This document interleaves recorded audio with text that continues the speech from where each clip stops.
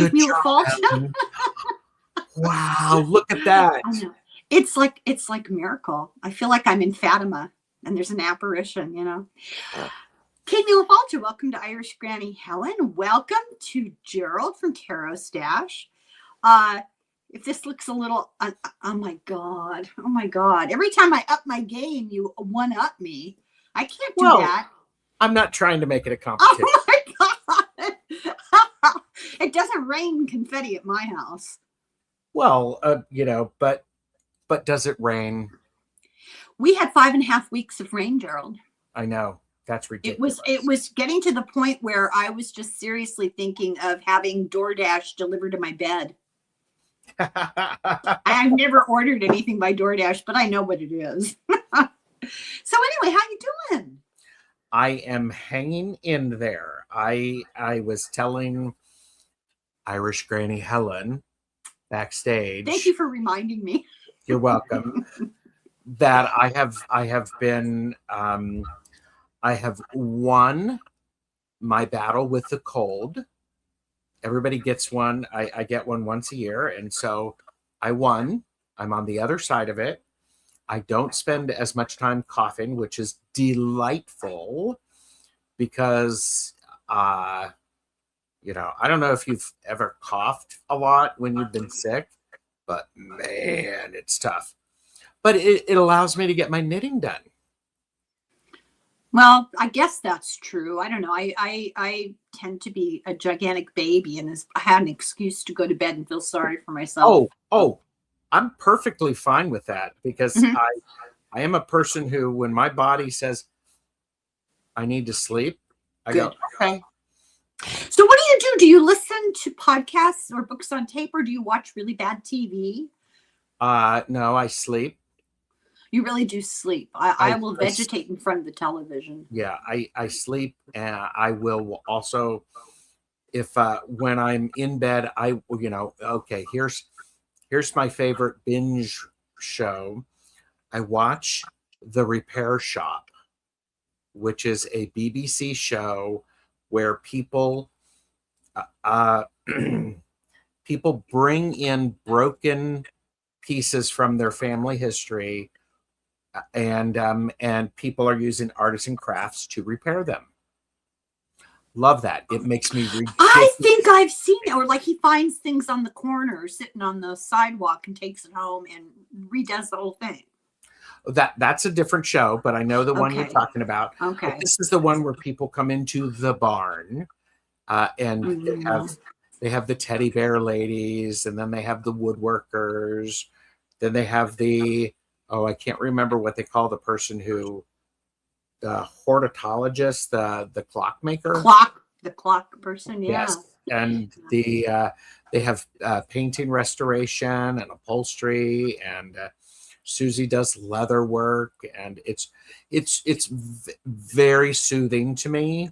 There's something very nostalgic and connects me to my ancestors, thinking about, wow, this cookbook from this kid's great grandmother that has her handwriting in the corner is so important, and I love that. It's just it makes there are so many skills that we've lost. Mm-hmm. My husband tends to be, he's in science, but he's a musician. It's a challenge to live up to expectations, I'll tell you what. But he has all these hobbies, and he has taught himself. Oh, somebody just popped up. Hang on. Tapioca thievery. Hello. Oh, hello. This is what I don't do. I can't see. So anyway, he does a lot of handiwork, by himself, like woodworking and finishing. He's made bowls, and he built an addition onto our house years ago. Mm-hmm. He just does anything.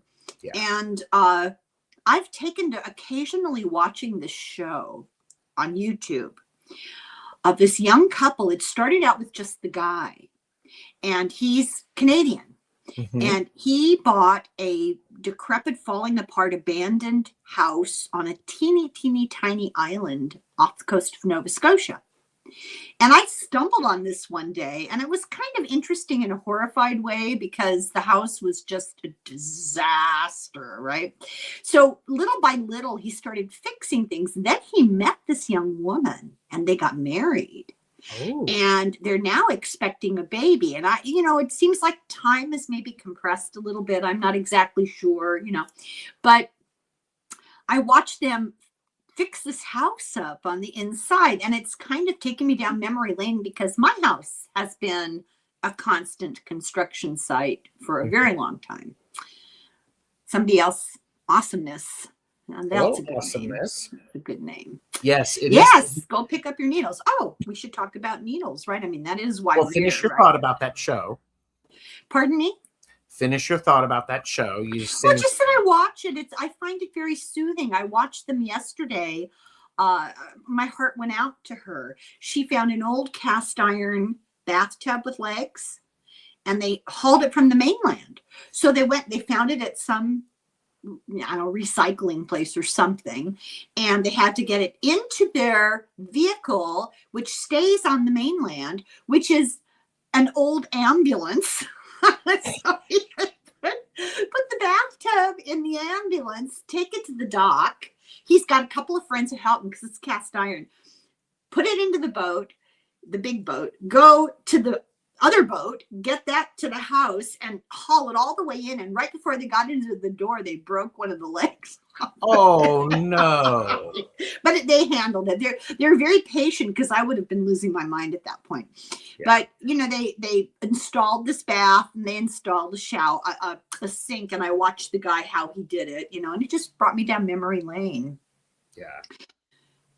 Oh yeah, does that tap you up? Doesn't that remind you of the book The Secret Garden, where in the old mansion, English mansion house, there's all these rooms that have all their original furnishing and people's possessions in the drawers, and I just find that fascinating, like King Tut. Yeah, and what I think is really interesting, not only is it the furniture and the ornamentation, the vases and the practical things, but they're also valuing some of the ephemera, which is beautiful. The idea of a wedding album, letters, diaries, and oh my God, there was somebody I was watching. Excuse my language. Oh my goodness! What did you say? I said, "Oh my God." Oh, that's nothing. Oh my goodness. No. They actually had kids brought in their father's hat from military service in England, and it was filled with the letters that he and his wife wrote to each other. Oh God! It was. I mean, this thing was this big, and it was filled with letters. And I'm like, that is just freaking. We're not leaving a legacy for generations who come after us because nobody writes anymore. Nobody writes letters. We're leaving a legacy, but differently. What legacy? There's this weird thing called YouTube where you put up a video. The technology is going to change. Mark my word. I have old phones with photographs that I'm never going to be able to see again. Absolutely. Yeah, and I think that's unfortunate. But there's something about holding a letter and looking at somebody's handwriting. I agree. I try to write to my grandchildren because I feel like that's all they'll have. That's all I'm leaving them. My book of shadows. I always think this is fun. My book of shadows. I just write in cursive, so nobody can read it. Fewer than 2% of kids learn cursive now. Yeah, isn't that remarkable? That's so hand painted wallpaper. Ooh, yeah. William Morris. Do you know William Morris? Yes. Oh my God, I love that stuff. I was intended to be a rich person. I don't know what happened. Okay, show and tell. What are you making? Yes. I am making a hat. This is a hat. Beautiful. That's beautiful. This is it's the Noro yarn. So the Noro yarn is doing the color change. And what's funny is I had a request to knit a couple of hats, which I have completed. I have this hat. Love the colors. Love the colors. And I have this hat. Very nice. That person's got a slightly bigger head. Yes. Cone head. Well, but then I also knit this hat. And so what I'm doing is it's the same style. I'm just folding it up. So there's multiple layers. Yeah. And this one is, I have the reverse stockinette. Oh, I see that. It's beautiful, though. I absolutely love it. And so it's easy. I was just using size 8 needle, 16-inch circular needles, casting on 80 stitches, knit 2, purl 2, rib for the amount of inches that you want. Well, and I started one, and I knit, and this is big enough for both Jeffrey and I's head. I was going to say, I feel so bad for that person. What's wrong with them? Yeah. Well, and so what I did is instead of unwinding it, I'm knitting right from it onto. Oh, okay. Yeah. So that makes sense. Yeah. I hope to be early next week to be shipping the hats out. Oh, that's wonderful. Are you doing it for people who are watching? I'm doing it for people who may be watching. Oh, okay. But people that you know. Well, I too am doing a hat. Yay. It looks a little small, but it's for a child. It's for a young child. Mm-hmm. But that's not the piece of resistance. Hold on here. Ooh, kids. Show you. Haven't sewn it together yet because I just now steamed down the curled up thing. But this is the larger size. Very nice. It turned out, thank you. And I think this might fit her better. I don't look slightly bigger. This is a size 14. Yeah, I know. I just give up. That's what I've been working on. And, I really worked on it frantically last week. And I kept saying, Gerald's going to ask me, I have to get this done. Because I'd made no progress. I'd only been partway through part 1. Yeah. And just to prove, both halves. Check there it out. You go. Yes. So I did I did 2 whole ones basically because I was barely started. I was making no progress at all. You know how you go through a period of time where you just can't even, you develop an allergy to your needles? I can't deal. Or you develop a cough and you spend 2 weeks in bed. Well, you have to devote your attention to something more important, like 90 Day Fiance, right? Oh, or something like that. Something like that. And that's actually something, when I'm not feeling well, I'm not crafting. I'm a person who I think the way I'm feeling is embedded into the piece that I'm working on. Yeah. No. I see what you're saying. Yeah. So I wasn't going to be knitting when I was not feeling well. And I did knit periodically because you know how it is. Sometimes you actually feel good. And on a rare occasion, yeah. But then you're vertical for like 45 minutes, and then it's like, wow, I'm exhausted. Yeah, I feel like that every day, Gerald. No. So I have a friend who believes you should never cook when you're in a bad mood because it affects the food, and you can make people sick. And she really believes it. You can make people sick if you cook when you're not in a good frame of mind.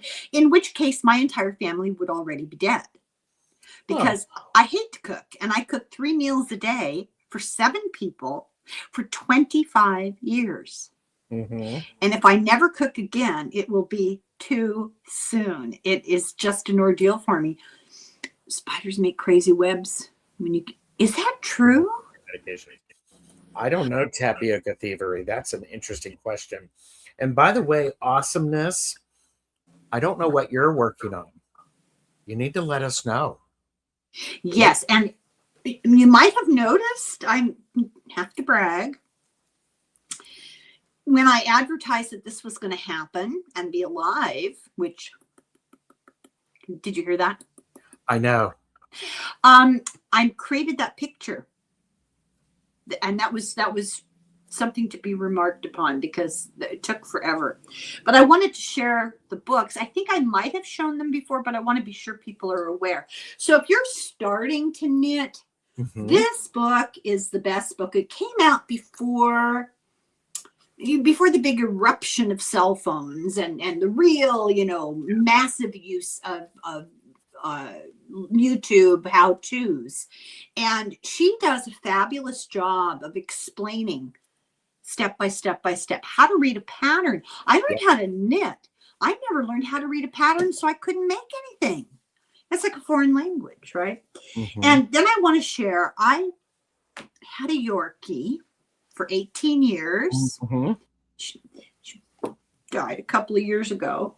And this picture always reminded me of her, and it's why I bought this book, but I made her most of the sweaters in this book.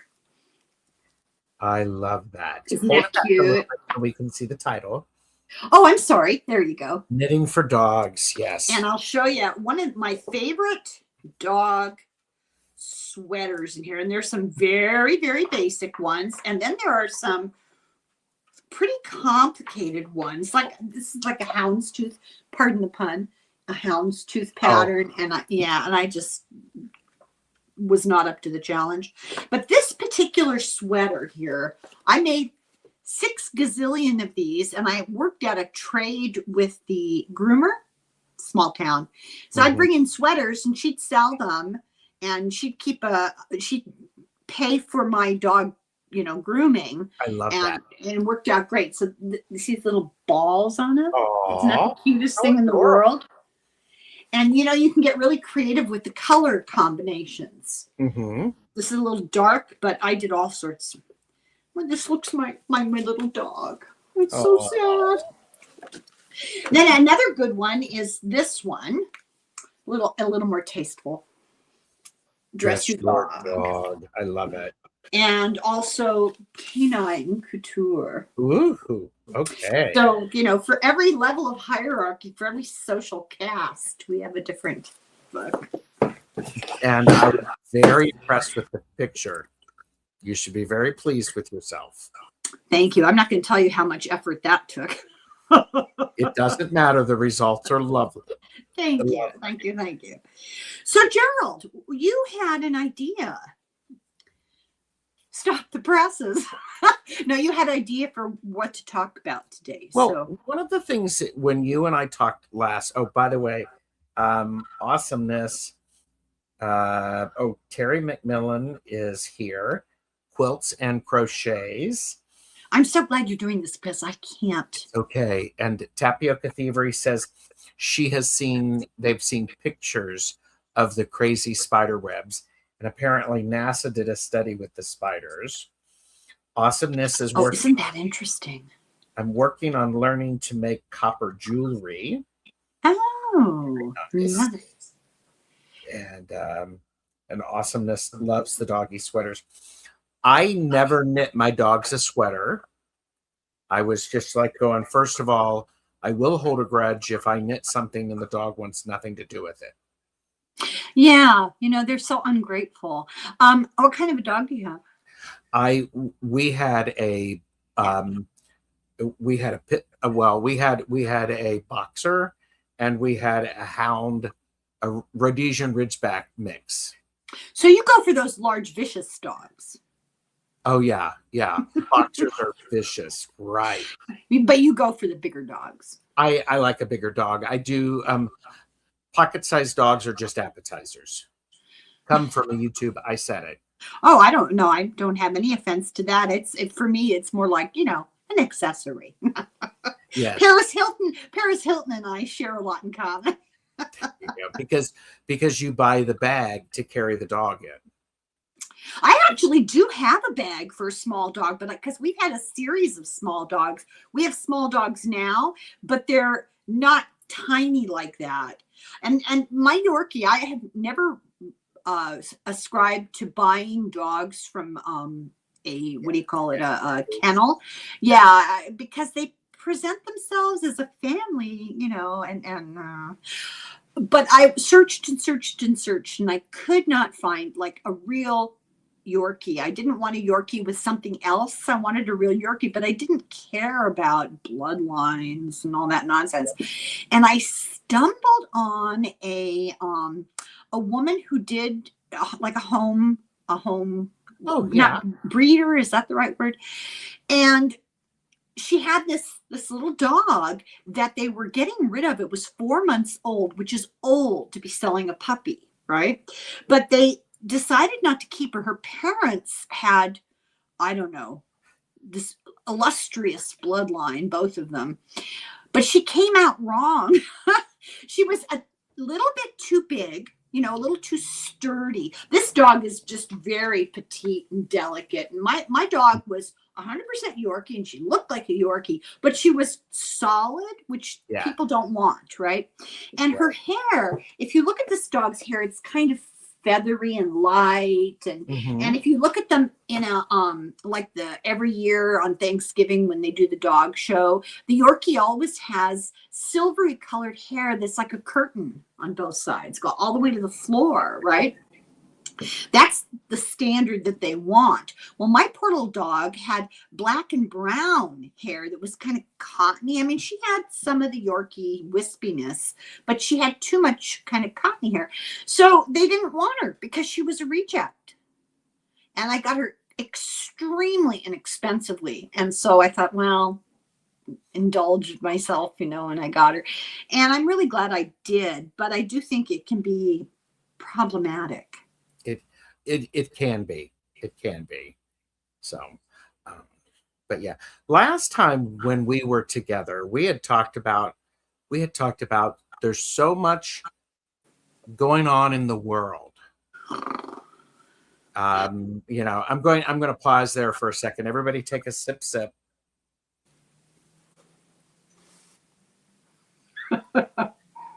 How we had talked about backstage, we were talking about how we process this. How do we process all of this information? And you know, and so we were tossing around some ideas, and it's just like, if you wanted to talk about this during a live, I would be happy to do that. And by the way, you know, here, I'll do this thing. This is for entertainment purposes only. Do not make decisions based upon what we say. Seek professional assistance. Really, I also, you know, part of this is a joke, but it's really hard to process everything that's going on in the world. I know. And strong people know when they need to ask for help, and they ask a professional for help with processing. This is a good thing. This is smart. This is really, really smart. So that's my hard sell. If you need help, go get it. Well, you know, people are not always good with uncertainty. No. And change. Correct. And in the moment, we're in a place of really radical uncertainty. This is new for us. I mean, it's not new in the history of the world, but it's new for us. And so people often benefit from the support that you can get, you know, from therapy. I'm a true believer in getting all the help that you can possibly use. It's a good thing. And sometimes the people in your life, you know, your family and friends, they're not the best ones to go to because they're freaking out too. Yes. Well, and that being said, a good therapist has a therapist. Yeah, isn't that interesting? Oh. And I mean, and so I think, you know, so this idea about how to process all of this stuff that's going on, you know, if I were to actually give a bit of advice, it's limit the amount of information that you're taking in or that you're exposed to, and the reliable, and make sure it's a reliable source to be able to get the information. Yeah, it's important that you're not being misled. And if you're going to stress out, you want to stress out about something that's true. Yes. Oh, absolutely. That is such a good point, because there's a lot of, I find there's a lot of bait and switch going on, where you see a commercial and it's like it has nothing to do with the actual news story. I know what you're talking about. Like the headlines on the YouTube videos, and you're thinking you're going to be watching a video about one thing, and it's just to get your attention. Yep. And I get really mad because I'll watch all the way to the end, waiting for this big breaking news thing, and there is none. Yeah. Yeah. That makes me really angry. It's a waste of time. They should just be honest. Yes. Well, and Awesomeness said, I like to verbally puke what I'm digesting these days, while lots of people have their heads in the sand. I think the idea of knowing that you need to let it out. I am an out loud processor. And so not everybody is an out loud processor. Well, you're very good about talking about feelings. Well, thank you. Thank you. And so one of the things that I have found with my husband is he's an internal processor. Hey, listen, Gerald. Yeah. That's a whole other video. Well, and here's the thing, Jeffrey, I learned early on in our relationship that when I've asked him something, it's in the brain, it's moving around, it's working, and he'll answer the question that I asked him 2 weeks later, and I have forgotten the question, and then he'll remind me, and I'm like, oh my God, this is incredible. But my point is I'm trying to learn from myself, especially these times, when I need to have that out loud processing time, and I say, I just need to out loud process or just be angry for a while. Let me know when you're ready for me to be able to do that. Well, if you need somebody to provide a venting hole or whatever you want to call it, let me know, because you have offered I'm an out loud person too. In fact, my channel is pretty much me ranting and raving about things that I'm concerned about, because my family no longer wanted to hear about it. And it's not that they aren't aware. It's not that they're not paying attention, but they have small children, they're young, they can't take as much as I can take. Mm-hmm. Part of that, I believe, some of us, okay, let me back up. They say that very often people who have had trauma in their background end up being therapists and end up being psychic, because they have tuned in. They've been forced early on to face reality, face difficult situations. When you're a child and you learn that bad things can happen, you don't spend the rest of your life in denial. Right? So my way of coping with things is to talk about it and get it out of my system. So I'll often have friends on my channel and, we'll vent. I'm sure it's hard for some people to listen to, because a lot of people can only take so much. Mm-hmm. Having said that, I would rather face it, name it, talk about it, and move on, right? Yes. And I just did a video that I have not put up yet, but it's how to cope in these difficult times based on Stoic philosophy. Now, it's not philosophy. It's very straightforward. Like, if you feel this way, this is how you cope. It's very straightforward and simple. But it's based on the premise that the Stoics believed we're here for a purpose. We're here for more than just hee-haw, having a good time. Mm-hmm. And life is supposed to be difficult. There's no such thing as any period of time in the history of the human race that hasn't been difficult. Everybody faces difficulties. And why? Why do you suppose that is? It's because it strengthens you. It's like when you are hardening steel, it has to go through the fire. Yes. Challenges give us starch in our spine, right? And that's how we learn. The Stoics were huge believers in every problem person, every awful thing is a challenge for us to decide how are we going to react. We can't control other people. Yeah. We control how we respond to them. That's very true. And that is a really good thing to keep in mind for all of the stuff that's going on in the world. I do like how, and this is something is really important in my opinion, you have to experience what you're feeling in order to be able to get through those feelings. Then you can start to look at facts and information and figure out what's the next right step to take. What can I do? Because when emotions are a beautiful thing for humans. Emotions are messy. Well, they're a survival tool. Absolutely. People have the mistaken notion, and I do blame pop culture therapists.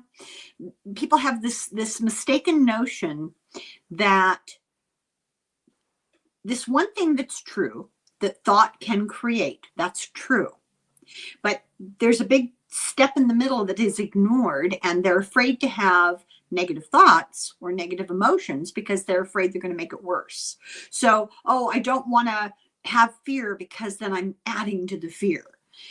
That's not how it works. That's not how it works. And you have to have intention and you have to have action.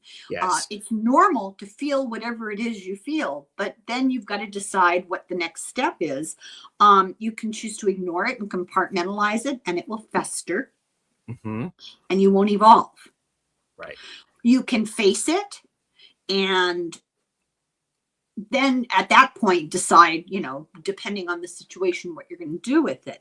Right now, we're being faced by a lot of really egregious violations against the well-being of many, many people in very many ways, nationally and internationally. It's pretty horrifying, but it's not unusual in the history of humankind. Yeah.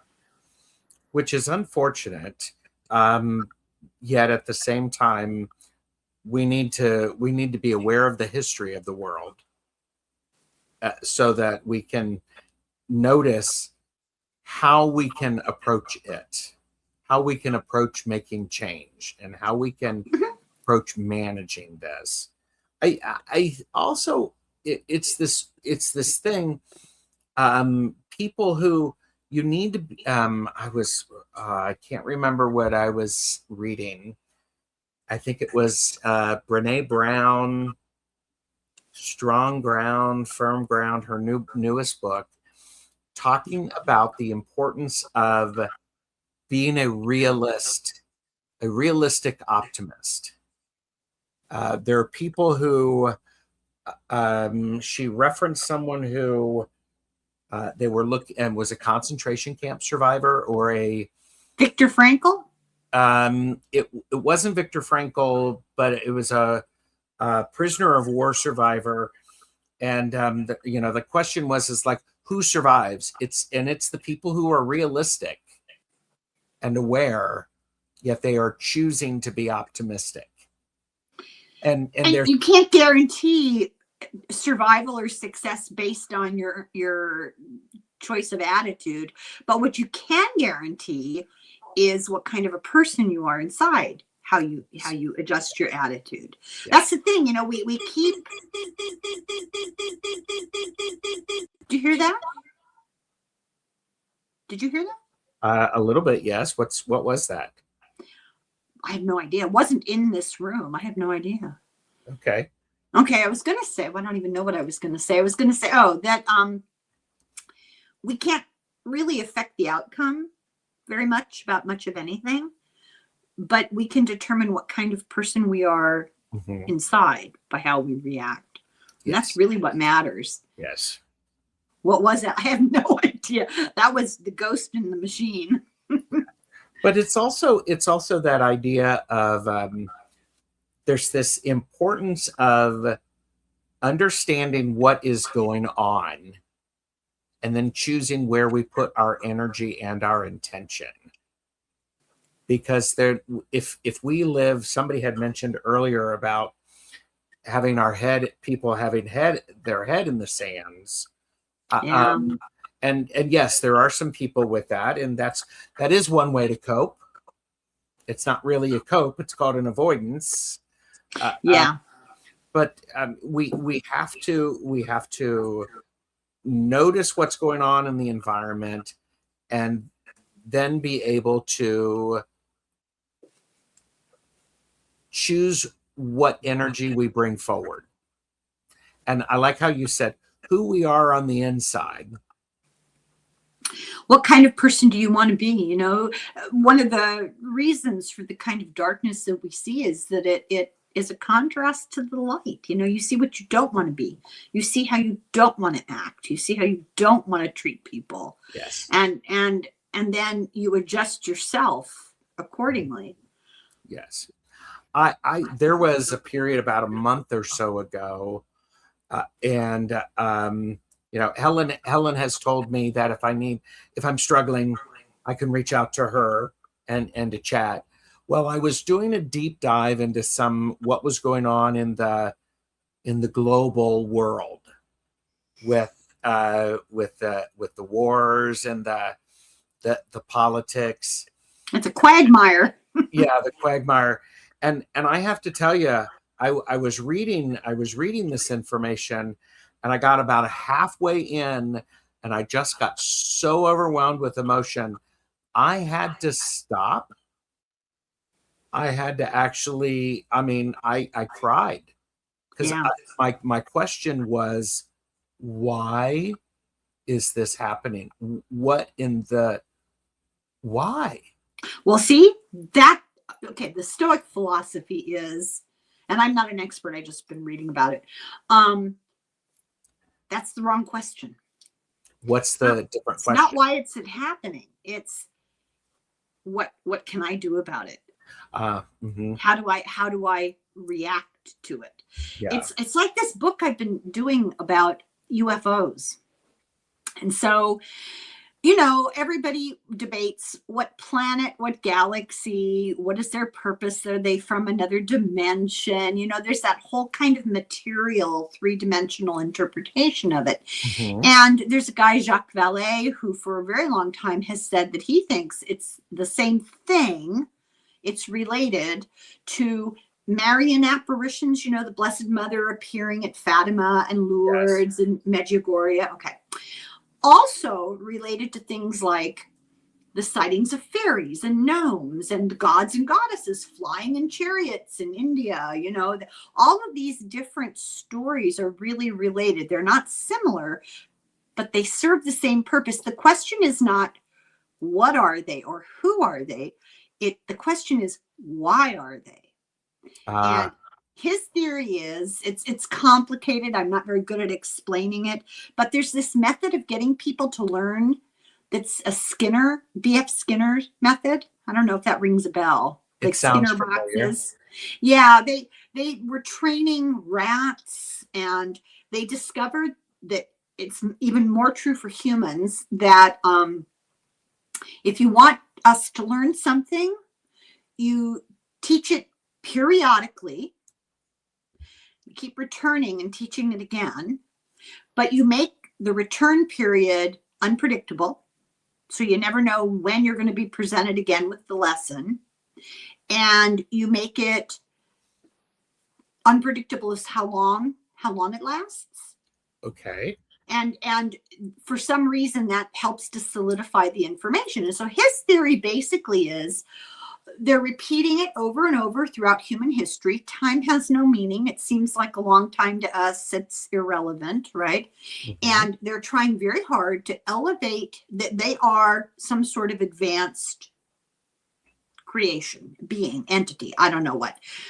But their goal is to help us to elevate our consciousness, to understand reality and advance in order to join them in, the broader universe. And so they appeal to our ability to understand on our level. So when people were a little bit more superstitious and primitive, they got gods and goddesses and glowing chariots. And then when people were very religious, they saw the Blessed Mother. Now we're very technological and conspiratorial. So we see little green men, actually gray men, and flying things, right? But the purpose, it's irrelevant, really. The wrong question is, who are they? The right question is, why are they appearing? Yeah, and they're conditioning us. It's Skinnerian conditioning. They're conditioning us to try to elevate our understanding of consciousness. Yeah. And that just, that blew my mind. I'm thinking multiple things. One, I don't know if you've seen the movie The Matrix. No. Okay. I've tried to watch it 3 times, and each time I got to the same place, and I had to give up. It didn't do it for me. I got 5 minutes in and I was like, I can't handle this. Not into science fiction. Okay. But there's a point where, spoiler alert, the architect is they're creating a world for the humans who are essentially batteries. The Matrix, originally it was perfect, but it failed miserably. It had to have flaws, and there had to be struggle for the humans to fully engage in it. So it's the idea of that. Oh, the song, The Fifth Dimension. I love that song.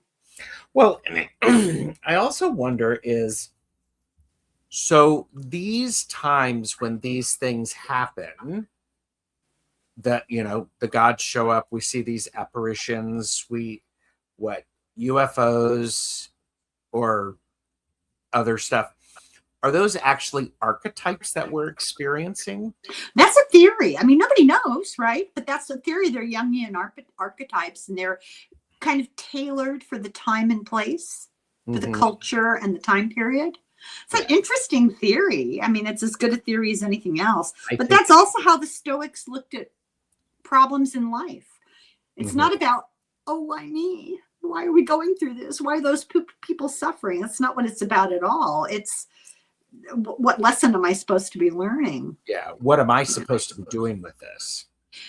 And for other people. They're very much based on doing good works every day, doing compassionate good works for the larger population every day that you can, making decisions from a place of caring. Yes. People hear Stoic, and they have this idea of a cold, unemotional person. Somebody who is a Stoic is kind of stiff and unreactive, and that's really not what their philosophy was about at all. I don't know how that came about. I'm going to do something that's probably going to annoy you, but I'm going to remind people, Helen has a whole bunch of videos about Stoicism. You can search her channel and find out about those. That doesn't annoy me. Thanks. I'm doing the commercial for you, Helen. So. Thank you. I'll tell you what really annoys me. I'll tell you, people don't get divorced over big, gigantic things. They get divorced over that spoon that my husband leaves on the counter twice a day after he feeds the dog. I swear to God, Geraldine, he puts it on the counter right above the dishwasher twice a day. And I try to be good about it. I rinse it. I put it in the dishwasher. I think, okay, I'm going to be a good person. I'm going to be the better person. I'm not going to say anything. And after a few days, I'm like, and I say something, and he kind of laughs, Oh my God, cause for divorce. That's it right there in a nutshell. I swear. The video thing didn't upset me. Well, I mean, it's an interesting thing. It's that does, it talks to me about that processing. How do we process this stuff that doesn't line up with our expectations? And I'm not a person who says, well, you should go into retreat, you should go into meditation, deep meditation, and find out why this is bothering you. You don't have to do that. Sometimes you can. And that being said, if that's what you need to do, great, go do it. Yeah, I think it's different for everybody. But the Buddhists say you have to completely let go of all expectation. Yes. And so I think this idea of when I'm stuck with processing something, part of me goes, well, you first have to recognize that you're stuck processing it. You have to recognize that you're, as my friend medium Betsy Palmer says, when you're twirling and you're just spiraling, and sometimes I go, oh crap! This is the third day in a row I have been obsessed about this news story, trying to find out what's going on about it. And I have to go, press pause, stop, because that's not helping. It's just repeating. It's that insanity, doing the same thing and expecting different results. Well, they say that if you are really upset by something, and I think we're all going through this right now. So this is why I made that video. And I need the advice more than anybody. So I'm not an expert about this at all. But what I read is that you see something really egregious, and it really upsets you, and you feel angry and you stew about it. You're doing more harm than good. You have to make a choice. How am I going to react to this? What is my response to this? And it's different for everybody. And I think that's really smart. There is a moment of, you do need to stew on it a little bit. Yeah, you have to process it. You have to process it. Yeah. And that processing, some people take, a long time to process a spoon being left on a counter above. No, I like to stew about it, and I'm making it worse. Okay. And so then there's that idea is being willing to go, all right, I've done this long enough, and I don't know what to do with it, or this is what I'm going to do about it. And sometimes, you've got to have your community to help you. I like to surround myself with people who have a different opinion. Yeah, it helps to get a different perspective. It really does. Yes. And sometimes I have had friends call me and go, okay, tell me I'm stupid. And well, if you insist. Yes. Well, and I do that. Well, yeah, if you want. And then it's like, what do you need me to do? Do you want me to tell you what I heard you say? Or do you want me to solve this for you? Those are two very different things. Yeah. Or are you just looking for a sympathetic ear? Yeah. And this is what I imagine the adults who have children around them. And when the children are stuck in their twirling, sometimes the adult can go, okay, hang on a second. Why don't you go get a drink of water and then come back and tell me what's going on? And part of that is a technique because I know for me, a lot of times I just need to go for a freaking walk because I'm so caught up in here. I'm not here and I'm not in the rest of my body. It's harder when they get older because you have to learn that they have agency over their own issues. Yes.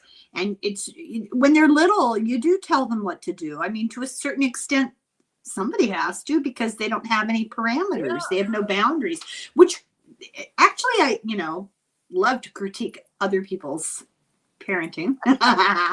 And you see a lot of this today. You see a lot of failure to create boundaries. Mm-hmm. But it gets to be a point where they're on their own. They have to make their own decisions. It's especially difficult when, when your children are 40. They're not children, they're adults. But the temptation is, well, I'm the mom. Well, yes. And isn't that what I think that is a privilege that comes with being the mom? You have to be, if you're being responsible, a mother, you have to know when to back off. Well, of course. And guess what? Guess how you learn when to back off? You follow your intuition, and you make a lot of mistakes, and you end up arguing with the kids. Yeah.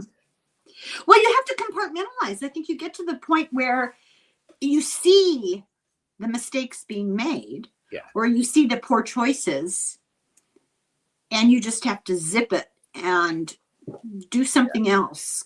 I did some postgraduate study work in Gestalt therapy, and my mentor actually said something about parenting that I thought was fascinating. It doesn't matter the method of parenting. What matters is that it is consistent.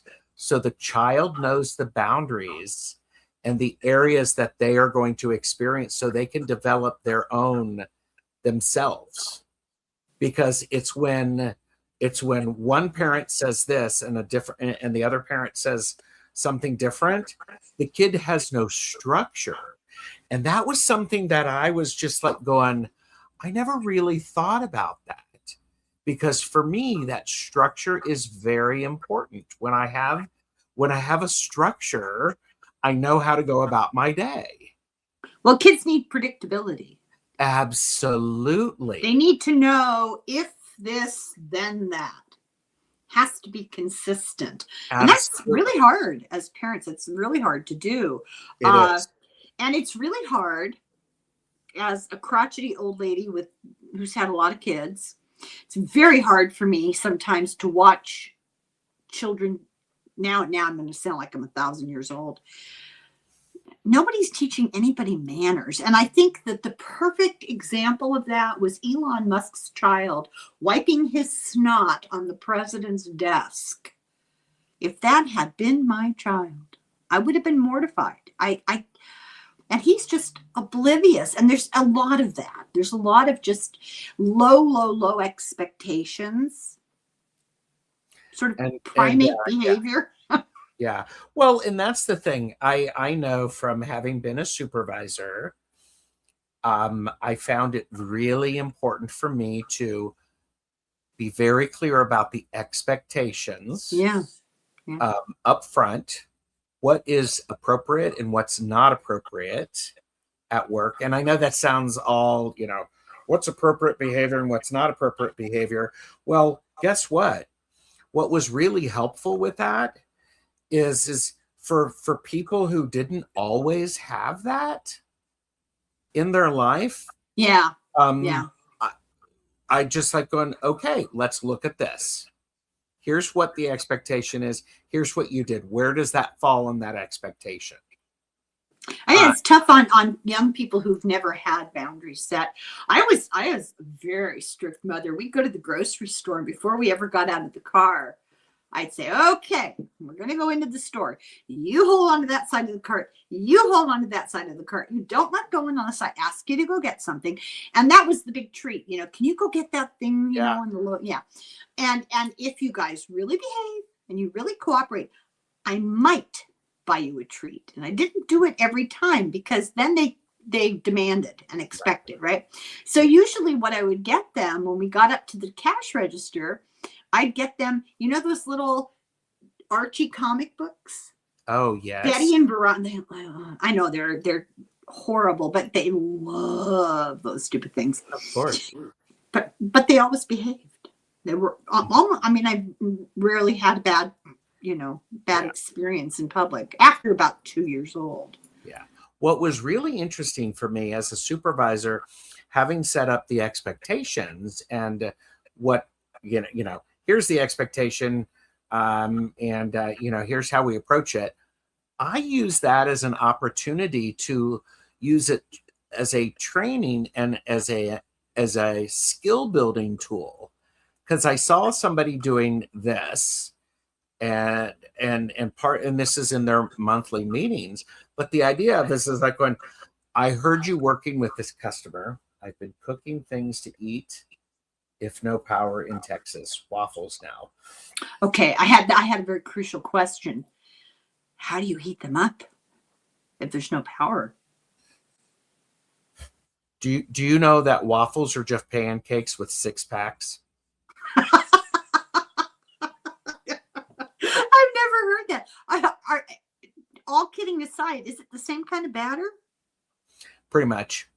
Really? Oh, pretty much. It's hilarious. But so what was really interesting is when you set up this performance, and I'm catching people doing the right things, I'm going, you did this really nicely. And it's like going, okay, you have these boundaries with that. What more could you have done to really exceed that person's expectations, that customer expectations? And they didn't think of it like that. It's just like going, here's your bare minimum. But what ideas do you have to take it to that next level? And what's really interesting is oftentimes when people would say, well, I could have done this, or I could have done this. And I say, yes, that would have been great. How often are you talking to a supervisor in a one-on-one meeting and you're getting praise for doing something right? Well, I don't know how to tell you this. This is going to kill you anymore. It's all being done by AI now. Well, you know. You get talked in circles, you get like customer help, you hit the help button and it's like a text kind of, it's that kind of a thing. And you type in, how can we help you? And you go around in circles. Well, I'm really sorry to hear that. It's of course. Insincere. Oh my God. Yeah. So frustrating. Oh yeah. What do you think about that kind of lack of interpersonal human interaction? Oh, a butane stove. Oh, very clever, Linda. Oh, no, this was awesome. Let's do that. Butane stove. I think you can have waffles just cold. Waffles, you could put butter on them, or peanut butter on them, or Nutella.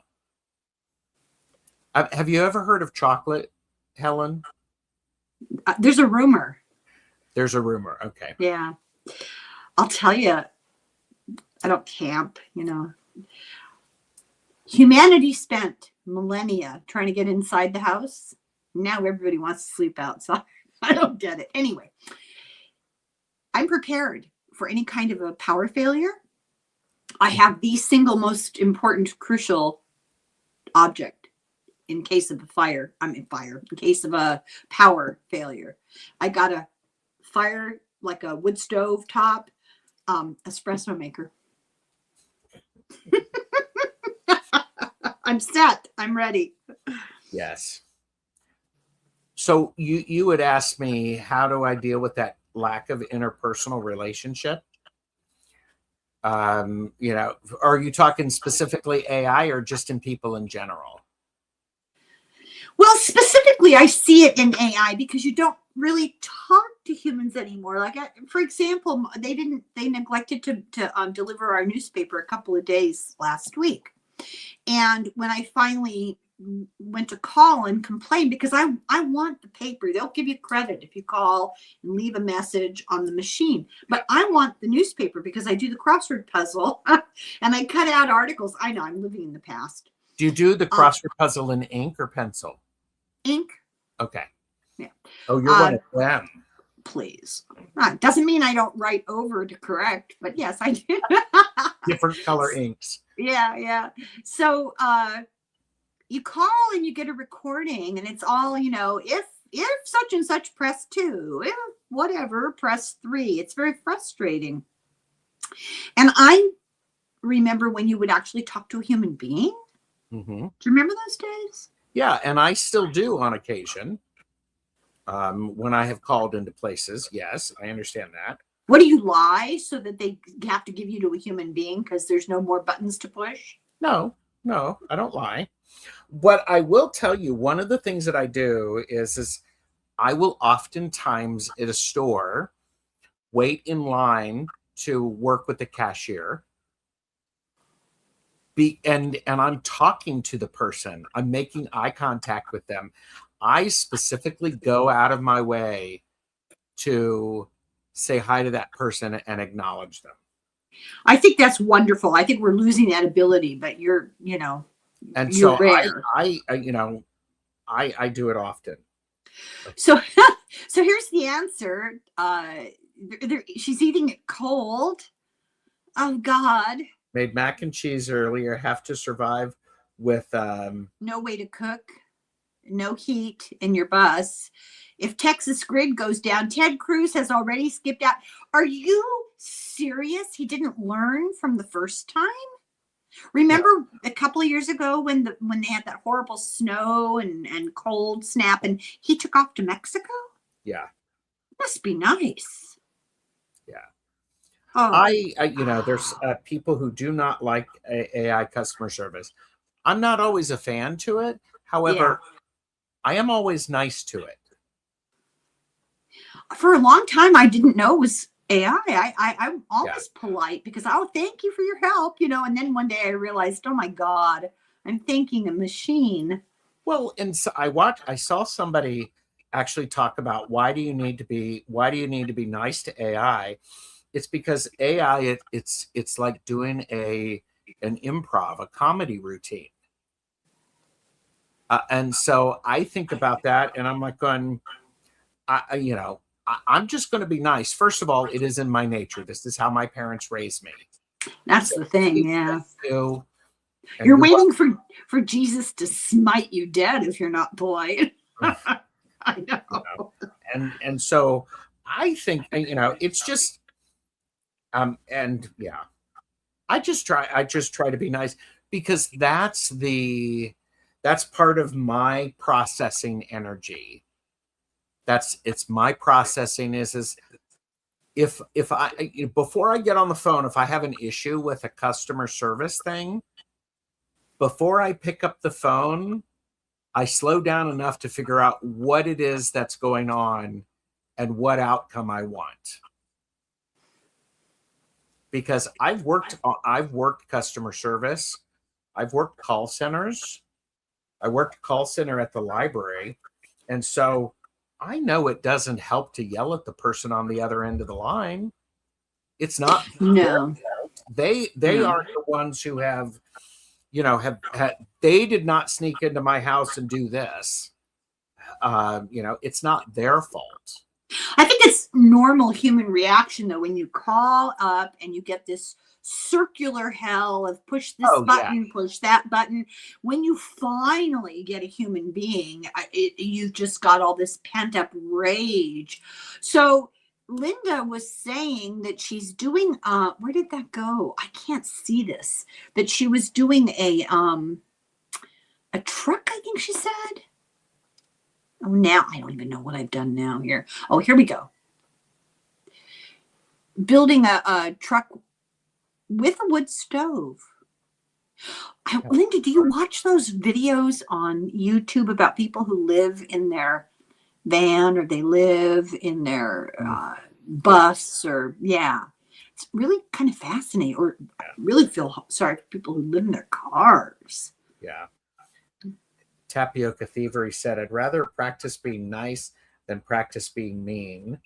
And the more you can help the person helping you, the better everything goes. No, that's so nice. Yeah. I actually had that happen last week. I had some stuff that I needed to call. Mm-hmm.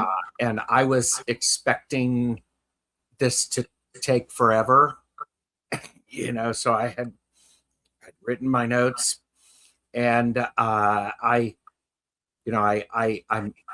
tried to go online because I do like to be able to go online and do it myself, but I knew I needed help. So I called the toll-free number and I got the message that said, the next representative will be with you in 27, and I went, oh, geez, seconds. And she beat it by like 15 seconds. And I was just like going, thank you very much. Here's what's going on. And I realized that I'm talking too fast. So I said, I'm going to pause and take a breath because I know I'm talking fast. And, you know, and I'm laughing. And then what happened was, is like when she's like, when I can connect you to somebody who can help you do that right now. Do you want me to do that? And I went, oh, please. Thank you. That would be great. And so they're probably so grateful that you're polite. Oh, well, of course. Of course. And what was great was, the other one is, you know, your representative will be with you in 47 seconds. That's pretty good. And it was really good. And it was CJ. I still remember his name. Your old friends. Well, and I was explaining what was going on, and CJ says, oh yes, I you know, Charlene told me that, and so here's what we're going to do. What would you like to do with this? And I went, oh, thank you. I'd like to get shocking. Yeah, that really is shocking. And see, and that's where part of my processing is I need to get all of this stuff in order. I need to calm this down so that I can actually go, when somebody says, what do you need me to do?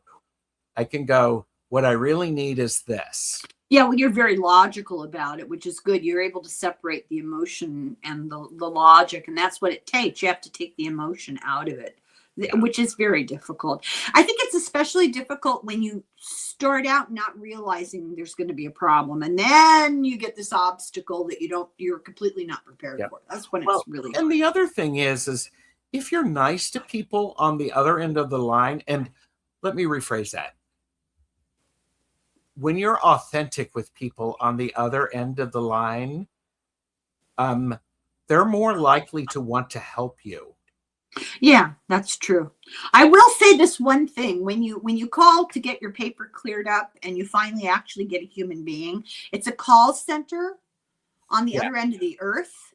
Mm-hmm. And they have a flow chart, like a script. Oh, of course, yeah. And they're not allowed to deviate from it. Correct. Which is just maddening. So you're not really having a conversation. But at the end, they always try to sell you the notion of getting rid of the newspaper and doing online digital paper. Yeah. And this happens so often because we have so much trouble with our delivery that I hang up, and I feel really badly about it, but you can't get off the line because it's the hard sell. So people are talking here about building like a truck, turning it into an RV with a wood stove. I'm curious, how do you do that without carbon monoxide? I think you have to have really good flow and exhaust systems. So. There's some appeal. I like to watch the videos about people who, and I don't personally want to live in the wilderness, but it's interesting to me to watch people go out into the middle of nowhere, build like a little house. They cut the trees down. They just do it right there. At least I assume it's real. And then they kind of exist inside these things. I often wonder, what are they doing? They're just sitting there admiring their handiwork. Looks like they didn't bring a book. They don't have headphones to listen to something. I mean, what are they doing with themselves while they're there? I'm not there because that's not my idea of fun. No, mine either. I'm fascinated with the process of how do you go about creating this space. I don't want to live in it. I don't want to be there. Yeah. But it's just really interesting to me because first of all, they're hiking into the middle of nowhere, and then they're all by themselves. And oftentimes, usually it's thigh deep snow, and they're either digging a dugout hole and making an underground place to live, or they're cutting trees and making like a little wooden shack type situation. But it's fascinating how they make tables and shelves and stuff. I would never, if it were up to me, we'd be sitting on the ground outside. Ooh, no. Yeah, I know. My butt can't handle that. Nor can my knees in getting up, but that's I know there's multiple reasons. It's just me. So I had to add a message at the beginning, people to be professional, but to the students. Oh, is that what that means? Oh yeah, there was they worked a help desk at a higher ed. Some of the ways people talk to our students and full-time workers is shocking. Here, let me put this out there. There, that's what I'm sorry. I'm not good at this yet. That's all right. You're doing great. Yeah, I think people don't know any better. I really think. Well, and I think one of the things that has been challenging is when you're not in front of someone. You don't. It's easy to depersonalize. To depersonalize it, and I have to say, I think I was very good on the library call center. You have a lot of patience. I think it takes a particular kind of personality to deal with that. Yes. Thank you. I really like people and I like talking with people, but stupidity drives me nuts. And when a long time ago, I worked at McDonald's. And the thing that was the most egregious about working at McDonald's, and it drove me crazy, sometimes 8 hours a day, over and over, whole time I was there, is the person that came up to the counter and said, "I'll have a Big Mac." And I actually sometimes said, "Well, if you say please." I just couldn't take it. "Give me this," or you'd say, "Can I help you?" And they'd say, "Yeah, I wanna." Yeah. One thing that I will sometimes, and this is just me, and part of it is I want to lighten the energy around, especially when I've seen people and the behavior others have had. Is part of me is as I say, I need this and this and this, and then I stop and I go, "I'm sorry, please, may I have this?" And I'm like, because my mother would slap me upside the head. And, invariably that gets a chuckle, and it's because I that's how I was raised. Please and thank you. That's how I was raised too. And in fact, when my children were little, I never handed them something and had them not react when I didn't say, "What do you say?" Yeah. Ever, because like that consistency thing. And they grew up to be polite. I mean, they're polite to be around. And I know they're older now, they're adults, but there are a lot of really rude adults. It's just remarkable. Well, and I think it's one of those things. I like the idea of being willing to, I like to be the exception of the rule. I'm going to be nice to people. Well, how sad is that? That's the exception to the rule. Well, yeah, because that's how I'm going to be.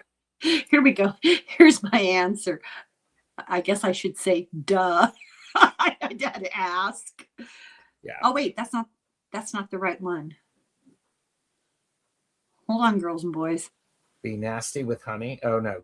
There, you get carbon monoxide detector. Remember I said, what about carbon monoxide poisoning? You get a detector. Duh. Be nasty with honey. Well, I used to hear you attract more flies with honey than you do with vinegar. Heard that. Except vinegar wasn't always the comparison item. Whatever could you mean, Helen? Nothing. So how are we doing here? Do you have to run? No, I've got about 15 minutes. Oh, good. Well, I have the whole day. I have no life. What are you reading for the next shows? Like book? Yeah. Well, I'm finishing this Jacques Vallée book about the theory of UFOs. It's called The Invisible College. The Invisible College is a reference to this sort of secret group of loosely affiliated scientists and national intelligence and political people that they all knew each other, but they tried to keep their association on the down low. And they were researching the way that Jacques Vallée is researching, that there's more to this than meets the eyes, basically. Plus, I'm doing trying to get this out here. I'm doing a Psychics and Psychos with Denise soon. We had it scheduled and something came up. We're doing Charlie Manson next. This was her idea. I didn't want to do it because he's just so crazy, you know. So I would recommend this book, Chaos. Okay. So this is Charles Manson, but in relationship to the CIA. He was involved wittingly, unwittingly. There's opinions, right? Either way. When he was in Haight-Ashbury, he went to the free clinic in Haight-Ashbury, and all of the patients at the clinic, without their knowledge, were being used as guinea pigs for CIA-associated study on the effects of LSD. The guy that was running the clinic, who was running the clinic / Charlie's parole officer. Wow. Yeah, it's really interesting. So it's just an interesting book. I love that. And I'm trying to think of what. I've got another one that I'm just about finished preparing. I have about 30 pages left. Takes a while to take notes, you know. And it will come after the Jacques Vallée book. It's called The Presidents and the People. It's by Professor Corey Brettschneider, who teaches at Brown University. He's an expert. He's a constitutional scholar. And it's about the 5 presidents that almost destroyed democracy and how a coalition of people, not judges, not lawmakers, people were able to prevent it, and how Nixon was the final one, and how they were not able to fix it properly. And that's why we're in the mess we're in today. Very interesting. And John Adams was a terrible president. Terrible. He was all about, he wanted to be a monarch. He wanted all the people in the cabinet and Congress to have like royal titles. He wanted the president to be called Your Highness. and he believed in that executive, what's it called? Universal executive authority, you know, where they were like a god king. Wow. Yeah. Pretty interesting. Wow.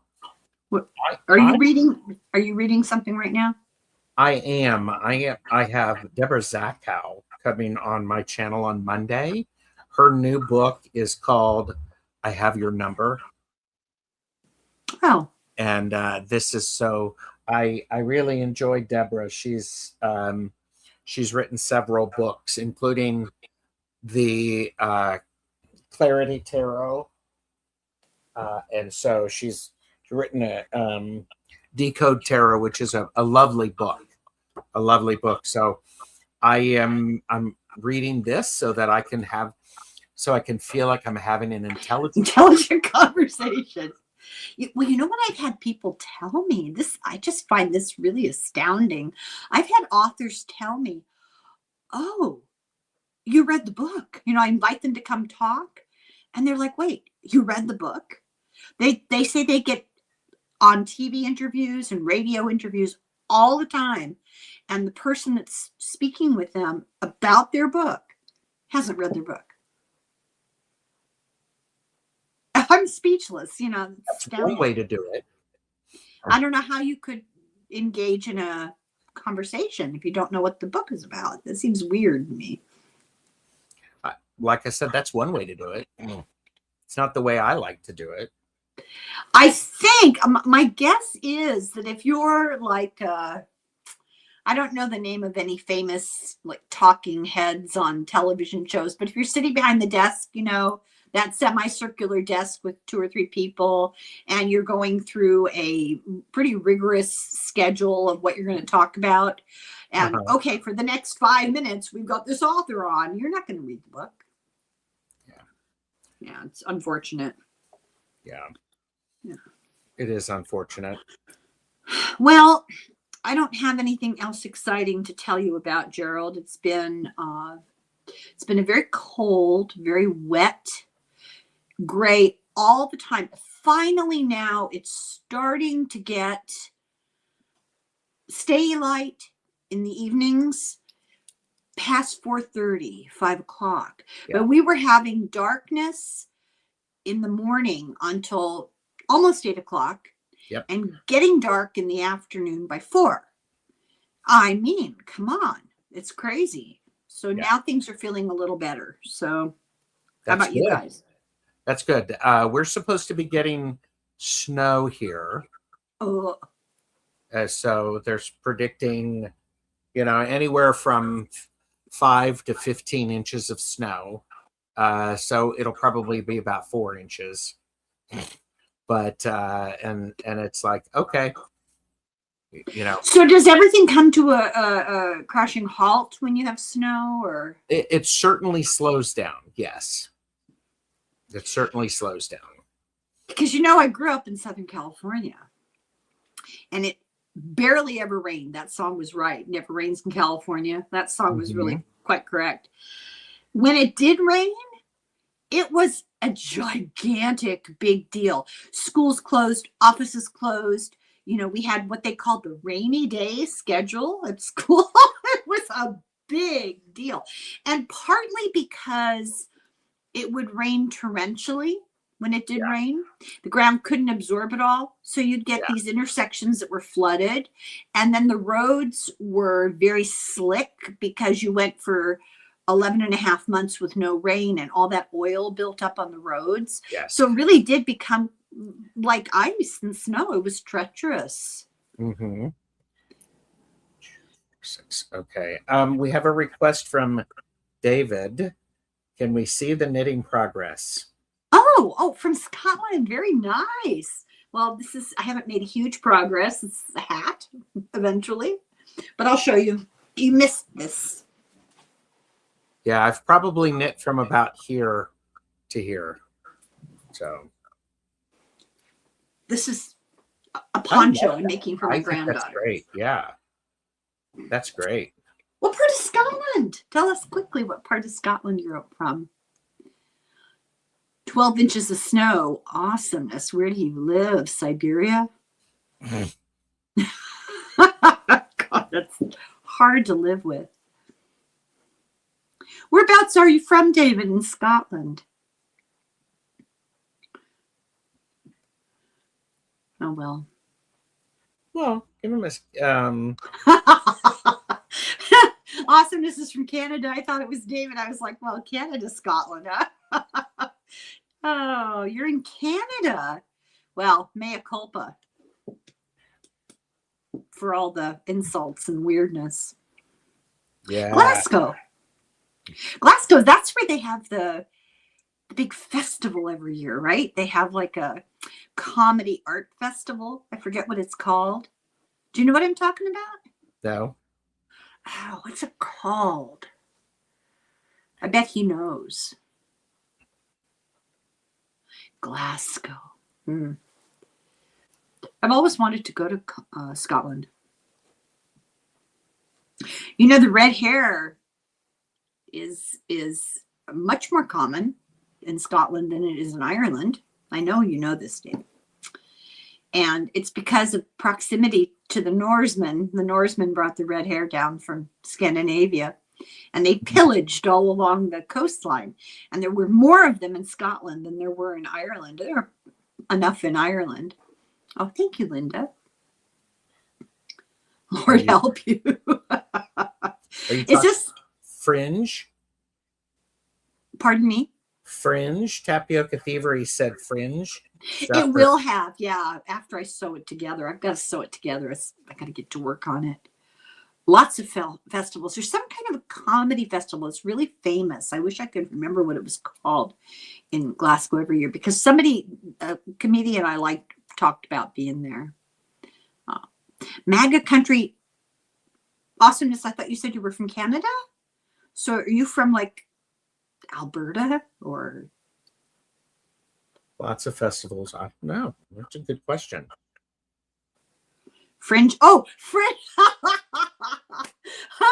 course. That's what it's called, the Fringe Festival. That's hilarious. I thought you were asking about the poncho.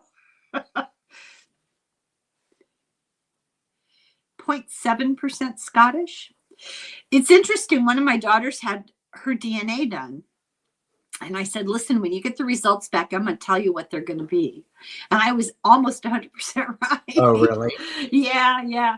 My husband has a lot more Irish blood than he realized. You know, he thinks he's German and English, but he actually had quite a bit of Irish blood. And I told her that from me, you're going to get a hugely high percentage of Irish blood, but you're going to get a little Scandinavian because, you know, that's just the history of the country, right? And sure enough, not only did it come back exactly that, but of the Irish blood that she had, it was all from the same neighborhood.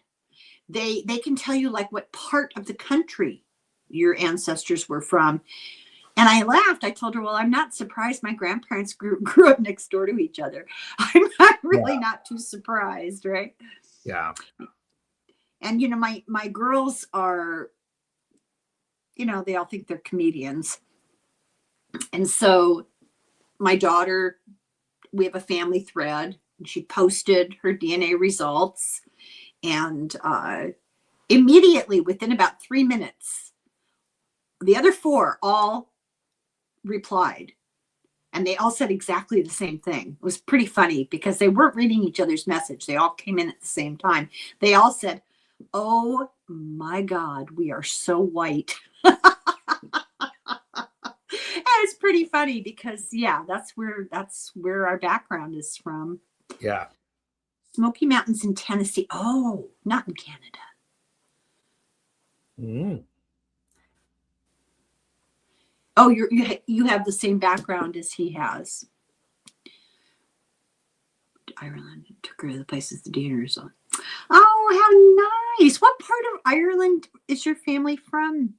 Tapioca. I feel so funny calling somebody tapioca, but well, Tapioca Thievery, they love both of those words, and they want it to be like their band name.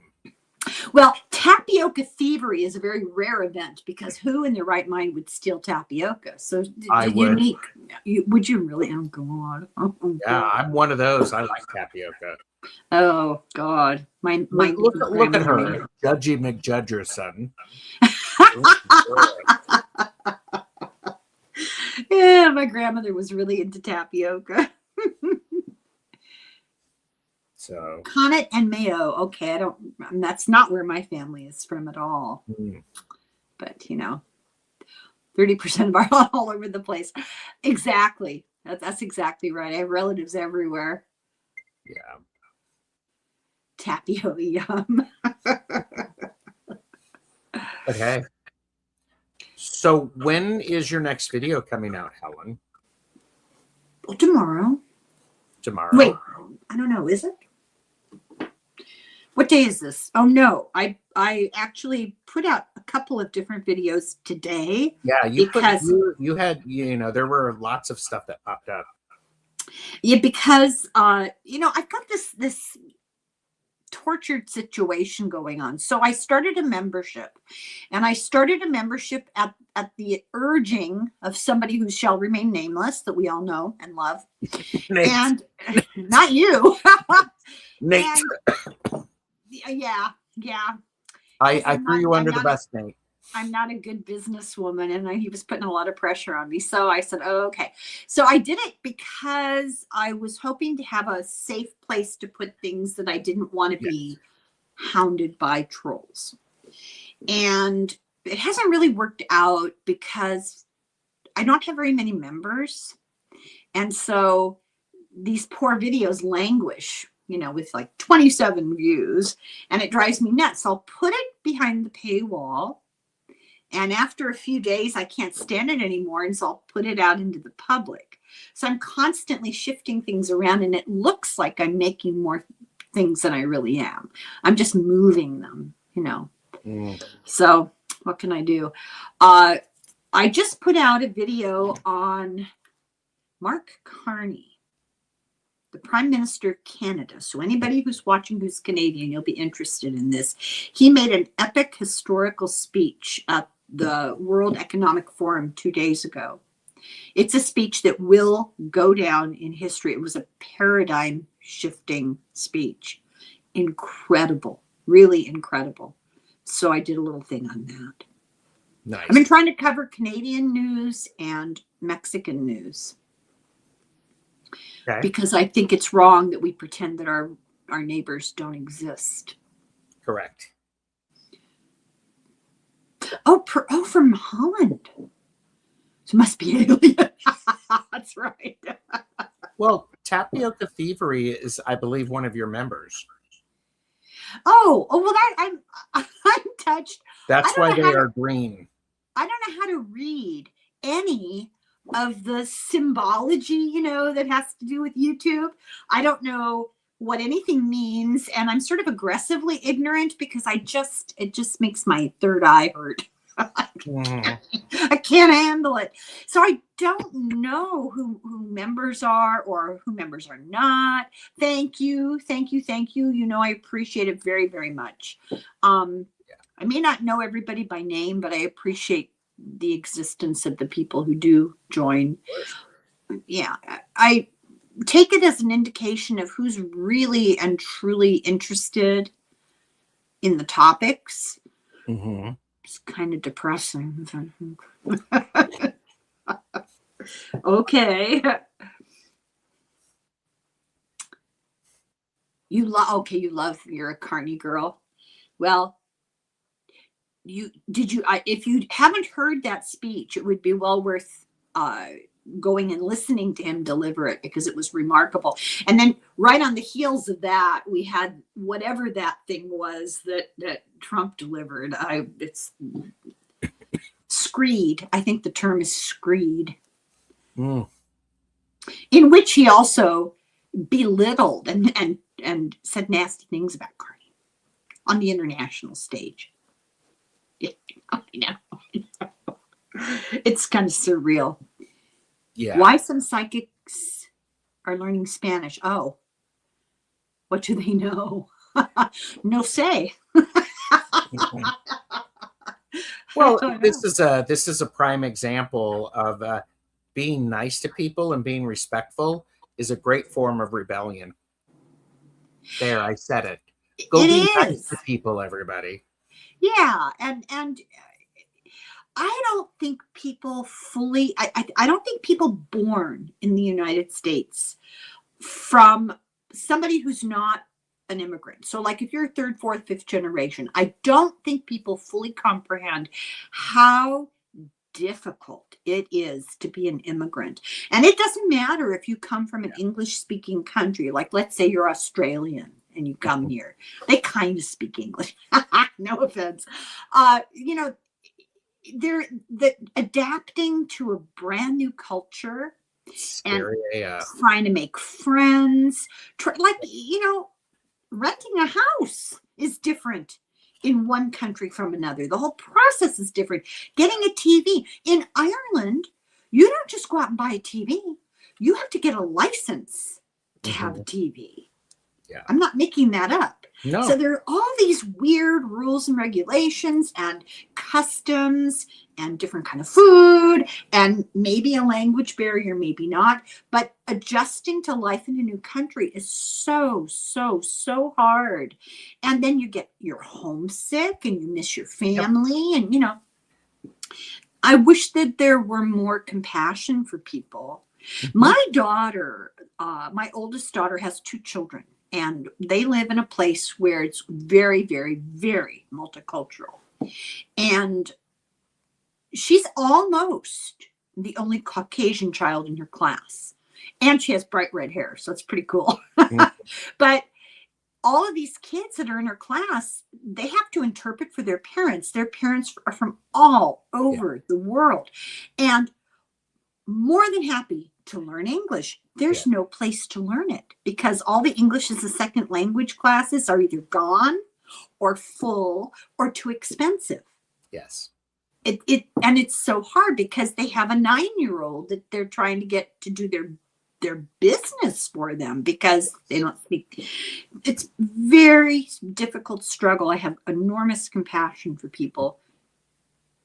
No matter where you land, no matter what country you come from and go to, it's really difficult. Yes. 11 years old from El Salvador, no running water. Can you imagine? No. Your mother was an immigrant who spoke German during World War II. Was she a war bride? Because they had a terrible time. The young women who married GIs because of the animosity, towards Germany. Yeah. I was just reading about that. It's really hard. And my mother never fully got over immigrating. She always called Ireland home. Sure. And by that I mean she'd say, well, he went back home, meaning he went back to Ireland. Yeah. And she missed her family. It was very hard. And that was a time period where we didn't have the internet, and to make an international phone call was this big, gigantic ordeal. Oh my gosh, yes. Still an alien. Never realized. Isn't that interesting that you can move from state to state and it's a whole different subculture?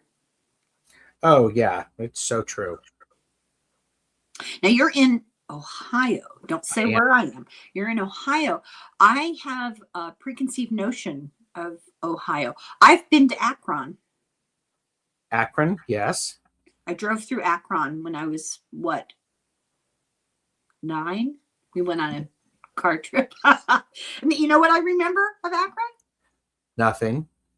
No, I do remember something. I remember driving in and there was a big sign shaped like a gigantic tire that said, "Welcome to Akron." Yes. Mm-hmm. Yep. That's all I remember. Yep. Oh, yeah. Oh, that's so sad, Tapu. Oh, my God. My husband has always been the translator. At 19, he had to tell his father that he had cancer because they did not have interpreters at the time. It's so hard. It's awful. Yeah, there's actually a term for that. You get parentified. Children are, given adult roles, and it's unavoidable. It's really hard. Oh, you were a child in Canada? Awesomeness. So your childhood was in Canada? I like Canada. People in Canada are really polite. And they tend to, really. They tend to say, "I'm sorry," quite a lot. And I had the funniest comment a couple of weeks ago. Like I said, I've been trying to cover Canadian politics fairly regularly, once a month, roughly. And I did a video and somebody commented and said, because I was apologizing, I was like, I can't look a Canadian in the eye these days, I'm so sorry. So I started out my video by saying how sorry I was. And this Canadian commented, "Well, you must be part Canadian." There you go. There you go. Great. Oh my gosh. All right, Gerald, I think we've exhausted our gossip and our... Well, and I am starting my decrease rounds. So and you're counting. Yeah. I was, but I put markers in. Oh, that's good. I'm terrible. I can't do 2 things at the same time. When you're talking, I can knit. When I'm talking, I can't knit. Well, yeah, okay. Then don't. We'd love to see more of Canada. Canada's beautiful. really beautiful. Depends on the time of year. If you don't Well, mind of course. ice. Yeah, of course. Yeah, yeah. Well, I so appreciate everybody who joined us. It was really nice. Thank you for sitting with us and listening to our silliness. And you survived alive. Well, I don't think I did it justice. I tried, You were but fine. you know, well, we'll get more experience at it. It'll be better. So, Yeah. and so we will be scheduling another time for us to get together. Yeah, yeah. And I just wanted to thank everybody for contributing, you know, joining us. We appreciate it. Let us know what you're working on next time. Yes. We want to know. Yes. Yes, please. Okay, Gerald, do you have a plan for when you're done with this hat? Yes, I have enough yarn to probably knit 2 or 3 more. So I'm just going to knit and knit and knit and knit and knit because it just makes me happy. Are you familiar with the book The Outlander? I'm familiar with it, yes. Okay, they made a show out of it. Mm-hmm. And when they did the show, they have a lot of hand knit costumes. Mm-hmm. I got the book. Oh, did you? Okay. Oh, I'll show it to you next time. I got to dig it out. It has beautiful things in it. And it actually has a sweater in it, a cardigan that I really liked. And I don't often like patterns, you know, they're a little overwrought, you know, but this was a really nice pattern. And I started to knit it, and you know how it is, I set it aside and I lost the paper and I didn't know where I was. So I have one panel of the front done and then something else. I'm not quite sure what it is. And now it's too small and I have to rip it apart and start over. So that might be my next project, is unraveling the part sweater, because it's good yarn. I mean, I don't want to waste it. Yeah. If you do that, you're the right person to ask. If you do that and you've used the yarn to knit something and you undo it and you want to use that yarn again, can you just use it, or do you have to do something to it? I am a person who I'm going to take the easiest route. You could just use it. Okay. There are other people who would, they would put it into a hank and then they would get it wet and then they would hang it from the hank so it stretches. And I'm like, no. To get the kinks out. Do the kinks make it bulkier when you knit? No. No? Okay. All right. Well, you solved my problem. So, yeah. Oh, Sharon, I hope you liked the show I made. I editorialized quite a bit. I tried to summarize his speech and explain what I thought he meant, and then I gave you my opinion because that's what I get to do. Yeah. Okay. Listen to the radio, more knitting on the outsider. Outlander set. You were on that set, huh?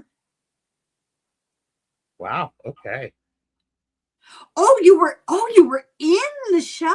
Oh my God. That's so weird, because when I was talking about the beautiful costumes, I was thinking about her visit to the alchemist. Oh my God. Oh my God. That's so weird. She was like a doctor or a nurse or something in modern times. Yeah. Okay. Thank you, everybody. I really appreciate it. Now we're really going to go. We'll see you again next time. Thank you, Gerald. Thank you. Thank you. Long foil, everybody. Sláinte. Bye.